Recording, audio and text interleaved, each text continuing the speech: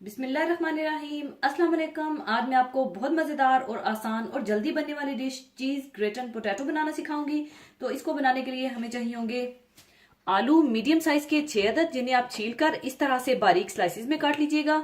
और दूध 1 cup, cream 1 cup, cheddar चीज 1 कप और हरी प्याज बारीक कटी हुई 1 कप। और अगर आप आम रेगुलर प्याज का इस्तेमाल करना चाहते हैं तो आप वो ले लीजिएगा।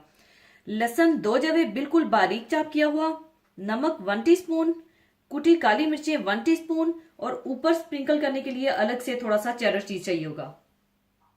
तो सबसे पहले आप ओवन को 180 डिग्री सेंटीग्रेड पर प्रीहीट कर लीजिएगा और फिर इन सारी चीजों को अच्छी तरह से मिक्स करके डिश में डालकर 40 से 45 मिनट के लिए बेक कर लीजिएगा। तो सबसे पहले आप आलूओं में डाल लें दूध,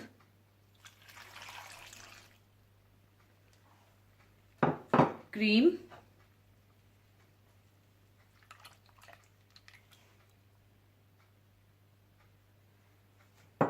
चेडर चीज,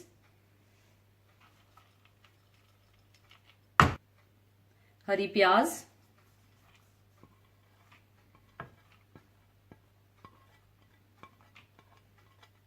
और चॉप किया हुआ लहसुन, कुटी हुई काली मिर्चें और नमक डालकर अच्छी तरह से मिक्स कर लीजिए।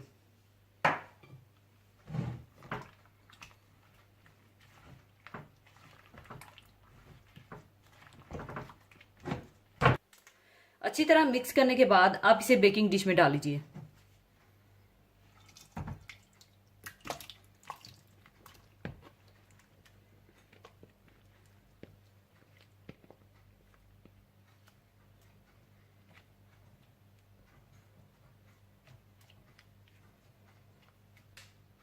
और ऊपर आप चेडर चीज स्प्रिंकल करके इसे 180 डिग्री सेंटीग्रेड पर 40 से 45 मिनट के लिए बेक कर लीजिएगा।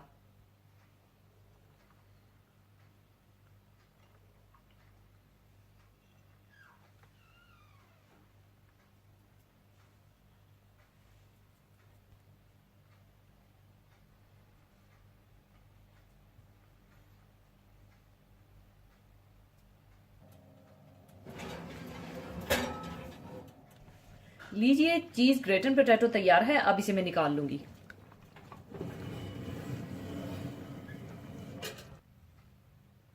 लीजिए, बहुत मजेदार चीज ग्रेटन पोटैटो तैयार है। जरूर बनाइएगा। और जाने से पहले एक हदीसे पाक शेयर करना चाहूंगी। हदीसे पाक इस तरह से है। हजरत साद बिन अबी वकास रजी अल्लाह ताला अन्हो से रवायत है कि रसूलुल्लाह सल्लल्लाहु अलैहि वसल्लम ने इरशाद फरमाया, मैं हरम करार देता हूँ मदीना के दोनों पहाड़ों के किनारों के दरमियान के इलाके को, यानी इसके वाजिबुल एहतराम होने का ऐलान करता हूँ और हुक्म देता हूँ कि इसके खारदार दरख्त ना काटे जाएं और इसमें रहने वाले जानवरों का शिकार ना किया जाए। मदीना इन लोगों के लिए जो मदीना में रहते हैं बेहतर है, यानी मदीना का क़याम दुनिया व अक़बा की भलाई का जामिन है, बशर्तिया कि वो इसकी भलाई और बेहतरी को जाने तो इस शहर की इकामत को तर्क ना करें और दुनिया के आराम और राहत के लिए इसको छोड़कर और कहीं ना जाए। जो भी शख्स बेरगबती के साथ यानी बिला जरूरत इस शहर को छोड़ेगा तो अल्लाह ताला इसकी जगह किसी दूसरे ऐसे शख्स को मुकीम कर देगा जो इससे बेहतर होगा। यानी बेरगबती के साथ मदीना को छोड़ना मदीना के लिए नुकसानदेह नहीं होगा, बल्कि उसके लिए ही मुफीद होगा कि इस शख्स की जगह कोई दूसरा इससे बेहतर शख्स आकर मुकीम होगा। हाँ, जरूरत और मजबूरी के तहत मदीना को छोड़ना इस हुक्म में दाखिल नहीं। और जो भी शख्स मदीना में सख्तियों, मुशक्कतों और तकलीफों पर साबित कदम रहेगा, यानी वहां की हर तंगी और परेशानी पर सब्र करेगा, तो मैं कयामत के दिन उसकी शफाअत करूंगा, या ये फरमाया कि मैं उसकी अताअत का गवाह बनूंगा। इस हदीस शरीफ में जहां मदीना के रहने वालों के लिए खात्मा बखैर की सादत उज़्मा की बशारत है, वहीं ये तनबीह भी है कि मोमिन के लिए ये जरूरी है कि वो हरमैन शरीफैन यानी मक्का मुकरमा और मदीना मनव्वरा की सकूनत पर अल्लाह ताला की इस अजीम नेमत पर शुक्र भी करता रहे और वहां की हर सख्ती और मुसीबत पर साबित भी रहे और इन मुकद्दस शहरों की भलाई से सिर्फ नजर करके दूसरी जगहों की जाहरी नेमत और राहत व आराम पर नजर ना रखे, क्योंकि असल नेमत और असल राहत तो आखिरत की नेमत और वहां की राहत है।